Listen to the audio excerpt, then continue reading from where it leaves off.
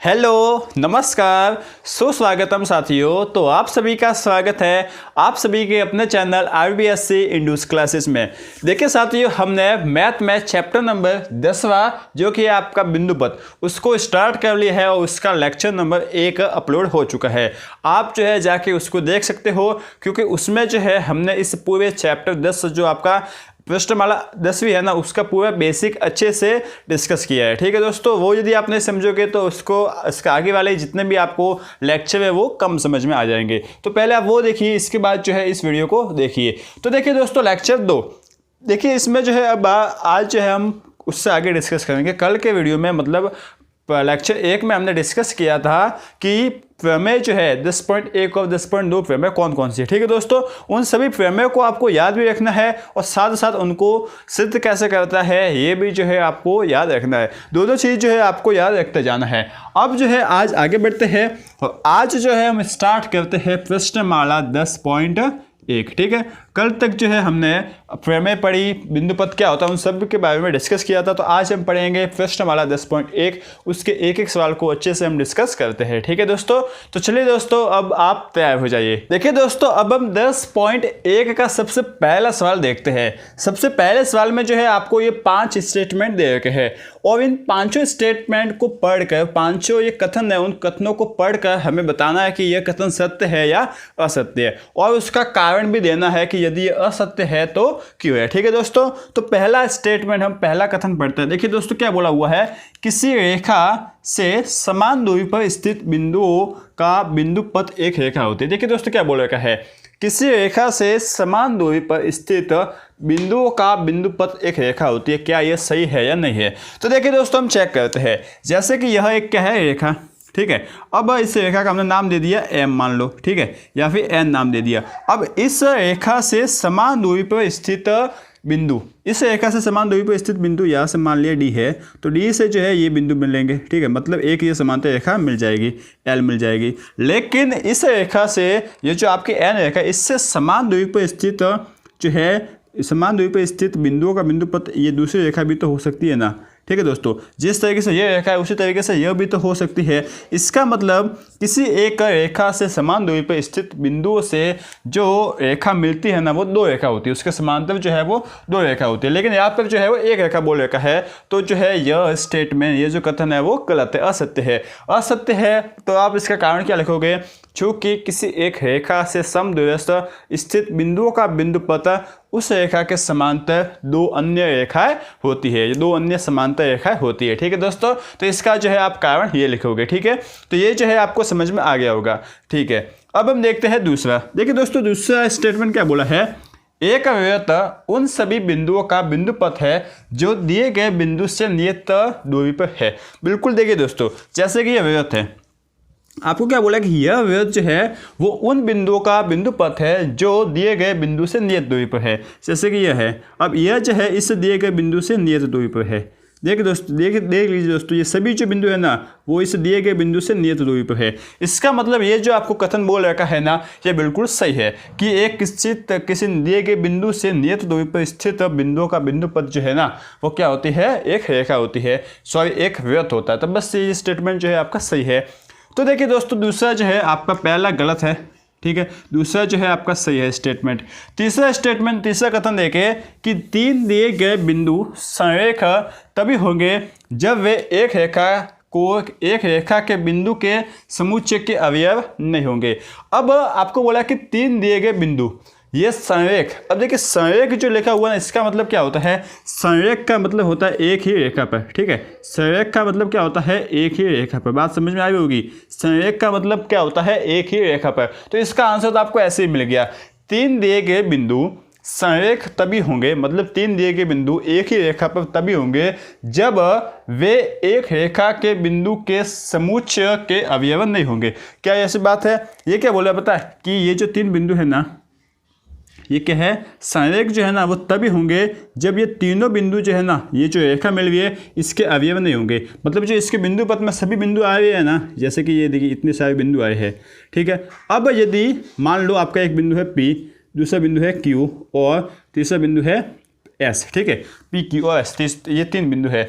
अब यदि इन तीनों बिंदुओं को संरेख होना है तो सबसे कंपल्सरी सबसे ज़रूरी बात क्या है कि ये तीनों बिंदु जो है ना इसी रेखा पर हो, मतलब इसी रेखा के जो बिंदु है ना उसके क्या हो, समुच्चय हो। लेकिन ये तो मना बोल रहा है, इसने तो क्या बोला है कि जब वे एक रेखा के बिंदु समुच्चय के अवयव नहीं होंगे, लेकिन यदि संयोग इसको होना है तो अवयव तो होने ही चाहिए। मतलब इस रेखा के बिंदु पथ जो बिंदु है ना उन सभी बिंदुओं के समुच्चय में ये आने ही चाहिए, लेकिन ये तो आ ही नहीं रहे हैं। इसका मतलब ये स्टेटमेंट जो है आपका गलत है। ठीक है दोस्तों, तो आप क्या लिखोगे कि 3 दिए गए बिंदु संयोग तभी होंगे जब वे किसी रेखा पर स्थित होंगे या फिर किसी रेखा के समुच्चय के अवयव होंगे। ठीक है, इसके जगह जो है ना अवयव नहीं की जगह हो गए लिखना है, बस नहीं आपको हटाना है। ठीक है, बात जो है आपको समझ में आ रही होगी। तो तीसरा जो है आपका स्टेटमेंट, तीसरा कथन गलत हो गया। चौथा कथन देखते हैं, 2 रेखाओं से समद्विस्थ बिंदु का बिंदु पथ उन दोनों रेखाओं से समांतर रेखा होगी।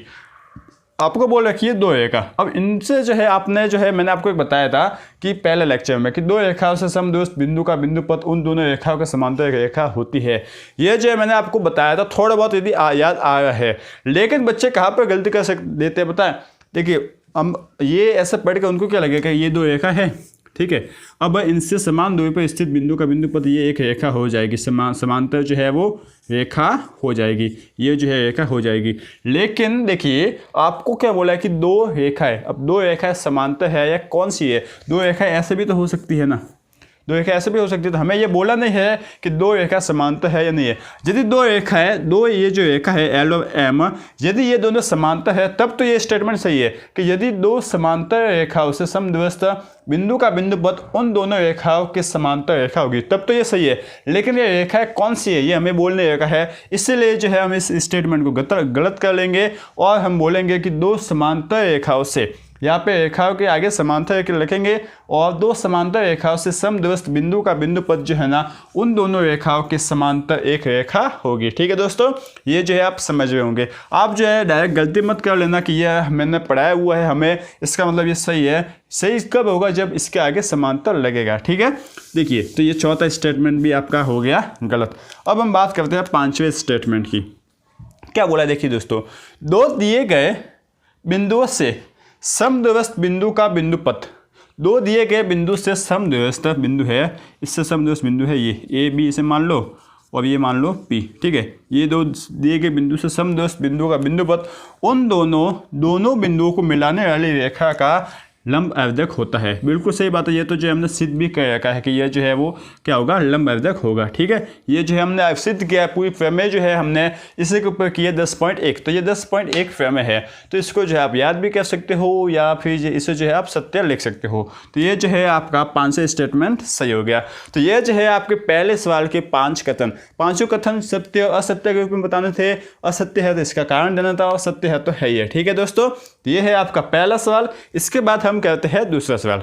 देखिए दोस्तों, अब दूसरे सवाल में आपको क्या बोल रखा है, यदि एक चतुर्भुज के विकर्ण एक दूसरे को समद्विभाजित करते हैं तो सिद्ध कीजिए कि यह चतुर्भुज समांतर चतुर्भुज है। ठीक है दोस्तों, ये जो है आपको बोल रखा है कि एक कोई चतुर्भुज है, उसके विकर्ण जो है आपस में क्या कर रहे हैं, समद्विभाजित। अब यदि आपस में समद्विभाजित कर रहे हैं तो आपको ये सिद्ध करना कि ये जो चतुर्भुज है ना वो समांतर चतुर्भुज है। इसमें जो है आपको कुछ नहीं बोल रखा, कुछ डायग्राम दे नहीं रखा, तो हम जो है वो बनाएंगे, एक चतुर्भुज बना लेते हैं। ठीक है दोस्तों, कोई भी रैंडमली एक बना लेते हैं चतुर्भुज। मान लो हमने यही बना लिया, ये इस तरीके से हमने चतुर्भुज बना लिया। अब जो है इसको मिला लेते हैं। ठीक है, ये जो है आपका एक चतुर्भुज हो गया। इसे नाम दे देते हैं A B C और D। ये जो है हमने नाम दे दिया। अब जो है आपको बोला है कि इस चतुर्भुज के विकर्ण है, तो हम जो है वो विकर्ण भी इसके खींच लेते हैं। ये इसके विकर्ण खींचे, ठीक है, और ये विकर्ण जो है वो O पर प्रतिच्छेद भी करते हैं। अब आपको बोला है कि ये जो विकर्ण है ना वो एक दूसरे को समद्विभाजित करते हैं। समद्विभाजित करते हैं मतलब समान भागों में विभाजित करते हैं। मतलब ये विकर्ण जो है, जैसे कि AC विकर्ण जो है ना BC विकर्ण को समान भागों में, 2 बराबर भागों में विभाजित करेगा। उसी तरीके से ये जो BD विकर्ण है वो AC विकर्ण को 2 समान भागों में विभाजित करेगा। तो ये हमने कर दिया। ठीक है दोस्तों, यह जो है आपको दे रखा है। तो अब जो है आप क्या लिखोगे, देखिए दोस्तों, आप लिखोगे दिया है। ठीक है, अब जो है आपको क्या दे रखा है, आपको दे रखा है AO बराबर है CO। ठीक है, CO, AO बराबर CO, और साथ ही साथ ये भी दे रखा है कि BO बराबर है D ओ, ये जो है आपको दे रखा है। दो चीज़ जो है आपको दे रखी है, बाकी कुछ भी जो है आपको दे रखा नहीं है।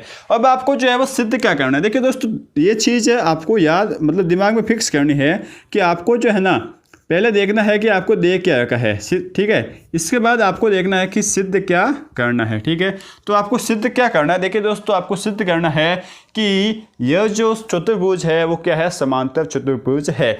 तो समांतर चतुर्भुज की जो समांतर चतुर्भुज होता है उसकी विशेषता क्या होती है, ये भी जो है आपको पता होना चाहिए। तो सिंपल सी एक ये विशेषता होती है कि समांतर चतुर्भुज के जो आमने सामने वाली भुजा है वो क्या होती है, समांतर होती है। इसका मतलब आपका एडी जो है ना वो समांतर हो जाएगी बीसी के, एडी बीसी के समांतर हो जाएगी।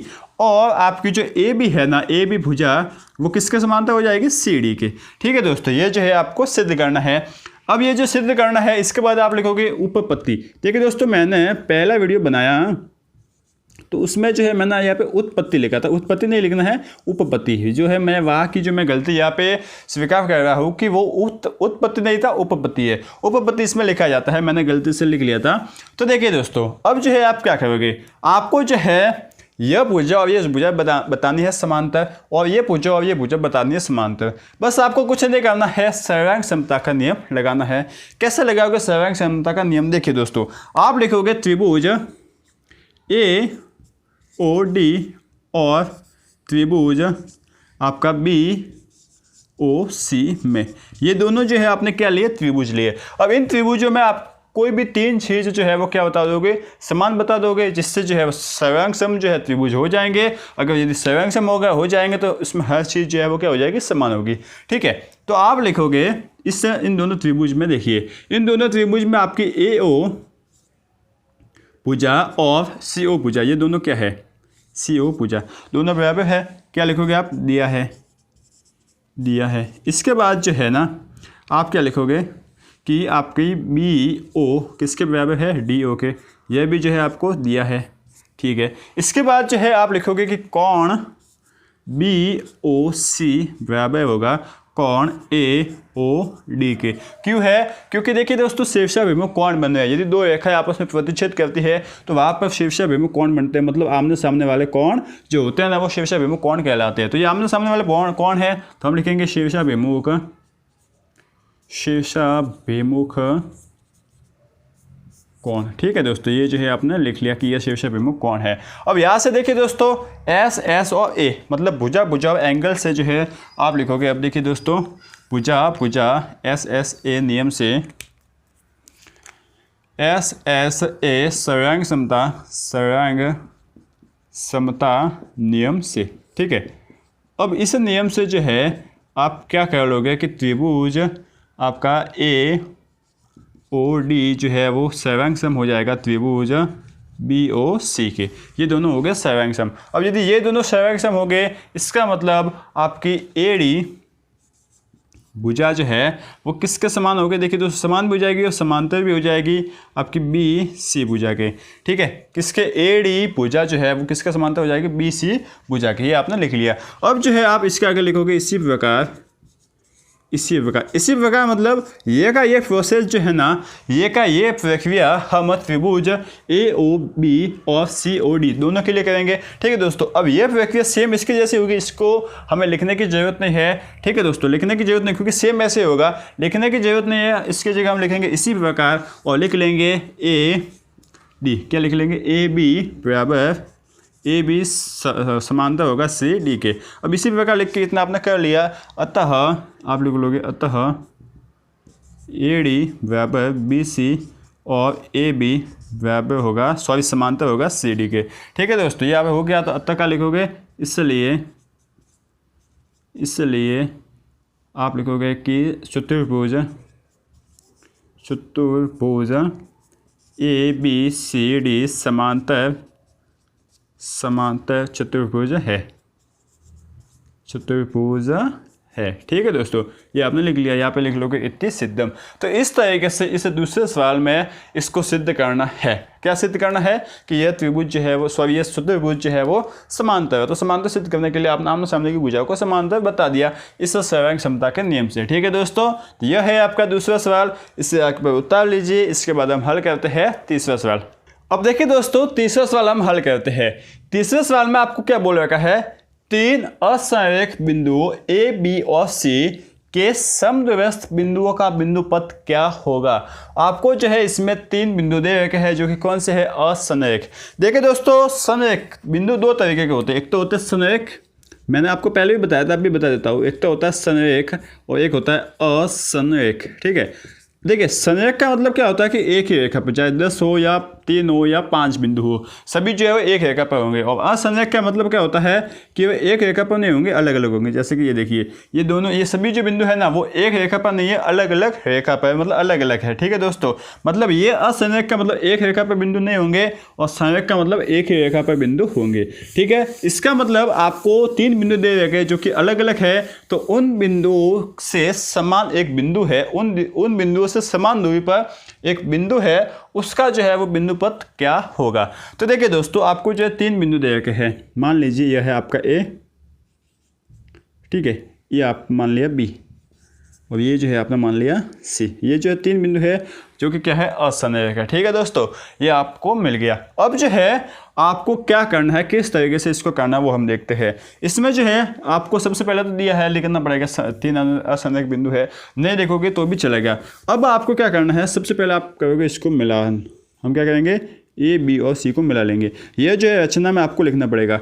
अब जो है आपको क्या करना है कि सबसे पहले इस भुजा ए बी को लीजिए। किसको लिया, ए बी को। इस भुजा ए बी को लिया और इसको जो है वो रचना प्रकार से ऐसे काटा।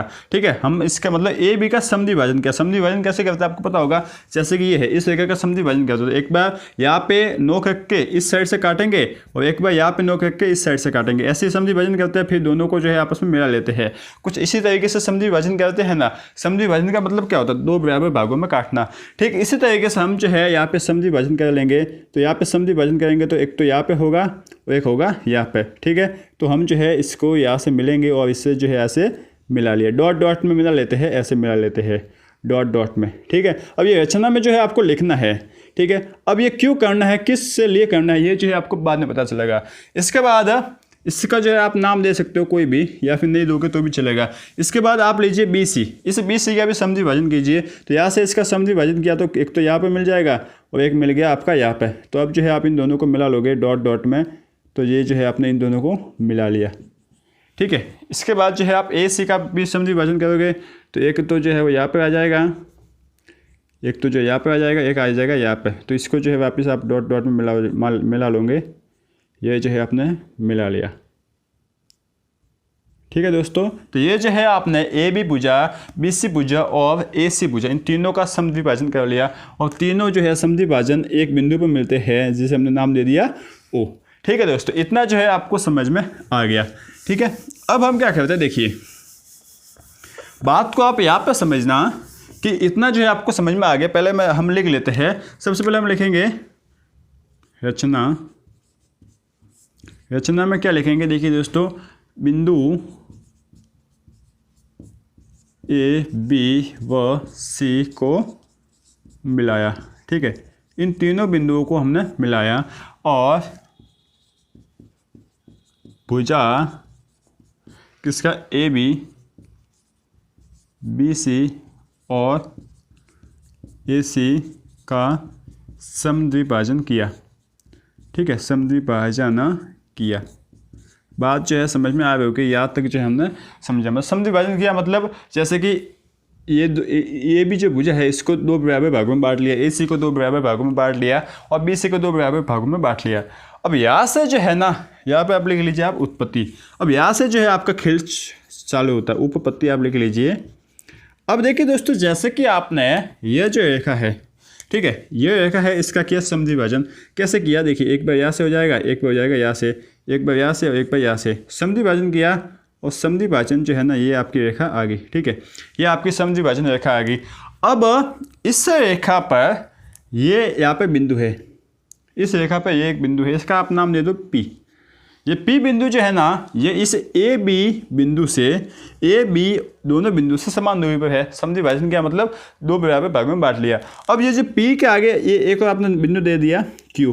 अब ये जो क्यू बिंदु भी होगा ना, यह भी जो है क्या होगा, इस ए और बी से समान दूरी पर होगा। क्यों होगा, क्योंकि ये जो लाइन है ना वो क्या है, समद्विभाजन की लाइन है। इस लाइन पर जितने भी बिंदु आएंगे ना वो क्या होंगे, समान दूरी पर होंगे ए और बी से। क्यों होंगे समान दूरी पर, क्योंकि हमने इसका समद्विभाजन कर रखा है ना, दो बराबर भागों में बांट रखा है। तो ये पूरी लाइन जो है आपकी समद्विभाजन है, और इस पूरी लाइन पर जो है आने वाले बिंदु जो है वो क्या होंगे, इस ए और बी से समान दूरी पर होंगे। ठीक है, इतना जो है आप समझ रहे हो। ठीक है, ये जो है आपको समझ में आ गया। आप एक काम कीजिए, यहाँ से जो है ना इनका नाम भी दे दीजिए। जैसे कि मान लो इसका नाम दे दिया पी, क्यू और आर। इसका जो है एक बार आप नाम दे दीजिए, नाम से जो है आपका फायदा होगा। अब देखिए यहाँ से आप समझना कि जो बिंदु ओ है ना वो इस ओ बिंदु है जो ना वो ए और बी से समान दूरी पर स्थित है। बात है या नहीं है, समान दूरी पर स्थित है ना, क्योंकि ओ बिंदु है ना वो इस ए बी के सम जो आपका जो लंब समद्विभाजक है उससे समान दूरी पर स्थित है। इसका मतलब आप क्या कर सकते हो, देखिए हम लिखेंगे चूंकि बिंदु ओ क्या लिखोगे, बिंदु ओ ए बी के समद्विभाजक लंब समद्विभाजक पर स्थित है। ठीक है, देखिए दोस्तों इसमें भाषा ही है, आपको जो है इसमें कुछ करने को है नहीं, स्थित है ये चीज़ जो है आप समझना। अब लंब समद्विभाजक पर स्थित है, इसका मतलब क्या हो जाएगा कि ए ओ बराबर हो जाएगा, क्या हो जाएगा, बी ओ के। ये जो है आपको समझ में आया होगा। बात समझे ना आप, ए ओ और बी ओ बराबर हो जाएगा। ठीक है, क्योंकि देखिए यदि पी है ना, पी यदि ए और बी से समान दूरी पर है, इसका मतलब ओ भी जो है वो ए और बी से समान दूरी पर है, इसलिए हमने पी लिखा है, बाकी पी का कोई मतलब है नहीं। इसके बाद देखिए यदि ए और सी से आर समान दूरी पर है, इसका मतलब जिस रेखा पर आर है ना उसी रेखा पर ओ भी है, इसका मतलब ओ जो है वो ए और सी से भी समान दूरी पर होगा। अतः चूँकि इसलिए वापस लिख लेते, चूँकि ओ ए सी से समान दूरी पर है। ठीक है, समान दूरी पर है, अतः आप लिखोगे, अतः क्या लिख लिया, अतः आप लिखोगे ए ओ बराबर हो जाएगा सी ओ, ए और सी ओ जो है वो बराबर हो जाएंगे। इसी तरीके से सी और बी में होगा, बी सी में होगा। ठीक है, चूँकि आप लिखोगे चूँकि ओ बी सी से समान दूरी पर है, या फिर के लंब समद्विभाजक पर है। ठीक है, या इस तरीके से लिख देते हैं, समान दूरी पर है, समान दूरी पर है।